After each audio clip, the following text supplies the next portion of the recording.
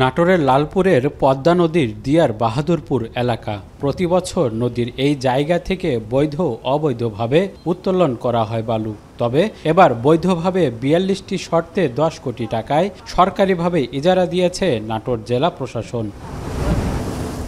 নদীর ঠিক মাঝে ডেজার্ট দিয়ে চলছে বালু উত্তোলন।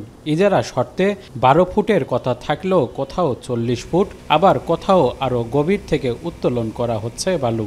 এখানে বালু আমার তো এটা বৈধ ঘাট, বালুঘাট আসলে ৪০ ফিট টানারে বালু কাটতে কাটতে ভরে দেয়, আবার কোনো সমস্যা নাই। ৪৫ ফিট থেকে নিচ থেকে বালিটা উঠছে। বালি এখন মোটামুটি আছে রানিং।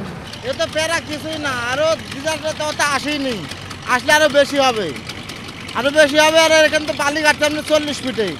বর্ষার টাইম আসলে আরো পানি বেশি হবে, তখন ৬০ ফিট ৭০ ফিট কাটা লাগবে। পদ্মা নদীর বালু উত্তোলনের জায়গা থেকে ২ থেকে ৩ কিলোমিটার দূরেই অবস্থিত দেশের সবচেয়ে বড় বিদ্যুৎ উন্নয়ন প্রকল্প রূপপুর পারমাণবিক বিদ্যুৎ কেন্দ্র। এছাড়া এই নদীর উপর অবস্থিত ঐতিহ্যবাহী হার্ডিং ব্রিজ এবং লালন শাহ সেতু। বিশেষজ্ঞরা বলছেন, নদীর গভীর থেকে অপরিকল্পিতভাবে বালু উত্তোলন করা হলে পরিবর্তন হতে পারে নদীর গতিপথ। এতে হুমকির মুখে পড়বে গুরুত্বপূর্ণ অনেক স্থাপনা।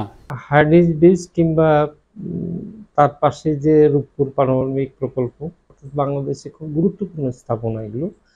এই স্থাপনাগুলোতে যেহেতু নদীর ধারে অবস্থিত এবং নদীর গতিপথের সাথে তাদের স্থায়িত্ব নির্ভর করে, অতএব এখানে অপরিকল্পিতভাবে যদি বালি উত্তোলন হয় তাহলে এটা ওই স্থাপনাগুলোর জন্য হুমকি হবে।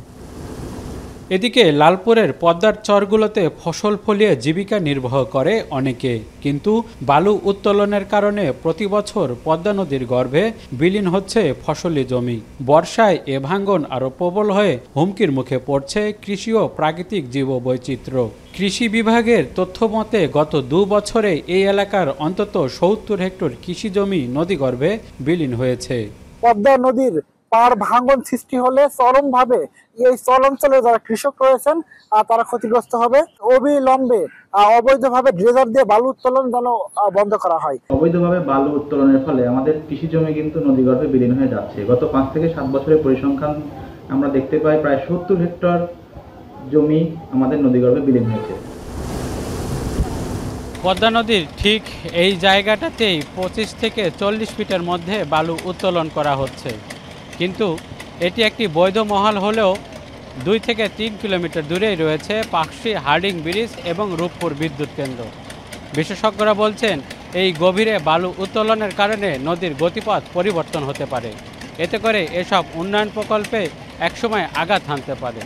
তাই এখনই এসব প্রকল্প রক্ষার জন্য পরিকল্পিতভাবে বালু উত্তোলনের তাগিদ দিয়েছেন বিশেষজ্ঞরা। মাহবুব হোসেন, এখন, নাটোর।